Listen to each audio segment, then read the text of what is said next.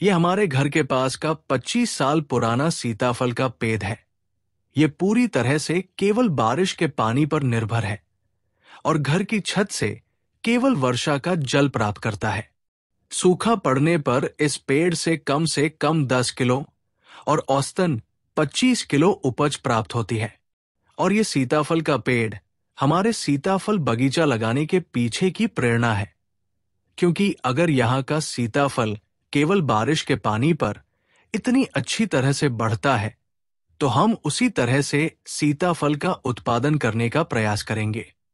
आज 12 दिसंबर है और हम देख सकते हैं कि इस पेड़ की 80 से 90% पत्तियां हरी हैं। कुछ पत्तियां पीली हैं और बहुत कम पत्तियां मृत हैं। बहुत अधिक मृत पत्तियां नहीं है। जैसे जैसे पत्तियां बड़ी होंगी, ये उम्मीद की जाती है कि पत्ते पीले हो जाएंगे और गिर जाएंगे, लेकिन कुछ पत्तियां इस तरीके से मृत होकर गिर जाएगी। ये एक और 16-17 साल पुराना पेड़ है। ये पेड़ पूरी तरह से केवल बारिश के पानी पर निर्भर है और इसकी पैदावार भी अच्छी होती है। अगर इसकी पत्तियों की स्थिति देखें तो ये काफी अच्छी है। ये हमारे बगीचे में सीताफल का पेड़ है। इन पेड़ों को 8 साल पूरे हो गए हैं और पिछले 5 वर्षों से ये पूरी तरह से केवल बारिश के पानी पर निर्भर है। लेकिन हम देख सकते हैं कि इसके पत्तों की स्थिति बिना पीले हुए मृत होकर सूख गई है। इसी बात पर पिछले कुछ समय से हम चर्चा कर रहे हैं। इससे पहले 2 बार फल लग गए थे, लेकिन आखिरी चरण में पत्तियां इतनी खराब हो गई कि छोटे फलों को पेड़ पर छोड़ना पड़ा। इस साल पहली बार पूरे बगीचे में 1 टन फल पैदा हुए। यहाँ की मिट्टी की स्थिति या पेड़ की उम्र के कारण थोड़ा अंतर हो सकता है, लेकिन ये सिद्ध हो चुका है कि सीताफल की पैदावार यहाँ जरूर होगी। अब हम जो चर्चा कर रहे हैं वो ये है कि ऐसा क्यों हो रहा है। अब ये पेड़ मुझसे बात नहीं कर रहा है, इसलिए मैं ठीक से नहीं कह सकता कि क्या हो रहा है, लेकिन जो 2 पेड़ हमने पहले देखे थे उनमें कुछ चीजें समान हैं। उनमें से एक ये है कि वे पुराने हैं और दूसरी बात ऐसी है कि उस जगह पर कभी कोई केमिकल नहीं गिरा है। और मुझे ये जरूर याद है कि घर के पास जो पेड़ है उस पर शुरू से ही ठीक से फल लगते रहे हैं, जैसा कि यहां हुआ था। लेकिन मुझे याद नहीं कि वहां ऐसा कब हुआ था कि पत्ते वगैरह खराब हो गए और फल नहीं लगे। फिर ऐसा क्यों हो रहा है, इस पर विचार करने के बाद जैसा मैंने थोड़ी देर पहले कहा कि हमने इस जगह पर बहुत सारे रसायन डाले हैं।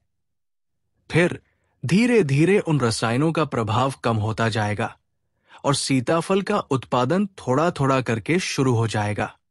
एक और बात यह है कि जब बारिश होती है तो इसमें जो पानी होता है वो आसुत जल होता है, जिसमें कोई नमक नहीं होता है। इसलिए जब बारिश होती है तो प्रकृति क्या करती है कि वो मिट्टी से जितना संभव हो उतना पानी में घुलनशील लवण और आयन निकालने की कोशिश करती है। उस समयावधि के भीतर वे फसलों के लिए उपलब्ध हो जाते हैं। इसलिए अब शायद यहां डाले गए सभी रसायनों या यहां दिए गए पानी के कारण यहां संभवतः अधिक पानी में घुलनशील आयन है, जो आयन फसल के लिए उपलब्ध हो जाते हैं और इसे अधिक पानी की आवश्यकता होती है। इस पौधे की पानी की जरूरत से ज्यादा होगा। हम देख सकते हैं कि आमतौर पर हमें प्रतिदिन 1 लीटर पानी की आवश्यकता होती है। यदि हम कुछ अधिक मीठा खाते हैं तो हमें उस दिन 1.5 लीटर पानी की आवश्यकता होती है। तो जहां पानी में घुलनशील आयन अधिक है, शायद वहां फसल की पानी की आवश्यकता बढ़ जाती है और इसलिए वे फसलें अधिक पानी की मांग कर रही हैं। और हम यहां पानी नहीं देते हैं, हम पानी दे सकते हैं। लेकिन मेरा प्रयोग चल रहा है कि शुष्क भूमि खेती में बेहतर उपज कैसे प्राप्त करें। मेरा प्रारंभिक अनुमान है कि इन कारणों से सीताफल की पत्तियां खराब हो रही हैं। इसके अलग अलग कारण हो सकते हैं। मैंने अभी जल में घुलनशील लवणों के बारे में बात की है। प्रकृति में क्या होता है कि जब वर्षा होती है तो जमीन पर उपलब्ध जल में घुलनशील लवण उसके आसुत जल में घुल जाते हैं। उस समय फसल को थोड़ी मात्रा उपलब्ध होती है और जब अधिक वर्षा होती है वे बह जाते हैं और आगे समुद्र में पहुंच जाते हैं, अथवा वे जमीन के नीचे भूमिगत जल में चले जाते हैं।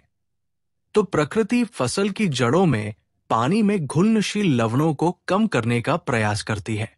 यदि हम भूमिगत जल खींचते हैं तो उसमें लवण अधिक होते हैं।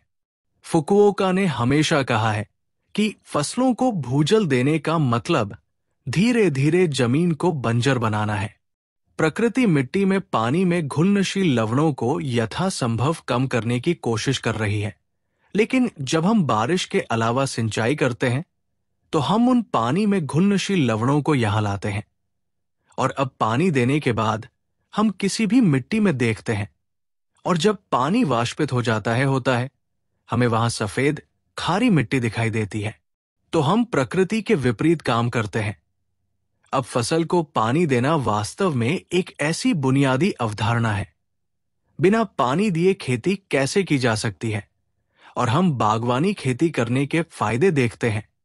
अगर पानी दिया जाए तो उपज बढ़ जाती है, लेकिन आखिरकार 25 साल बाद, 50 साल बाद, 100 साल बाद, 200 साल बाद किसी समय वो भूमि खारी हो जाएगी। अब नदी के किनारे की गहरी काली भूमि पर भारी मात्रा में रासायनिक गन्ने की खेती होने लगी है, और कुछ स्थानों पर भूमि बंजर और खारी हो गई है। लेकिन फसल को पानी देना हमारी खेती की अवधारणा में बहुत बुनियादी है।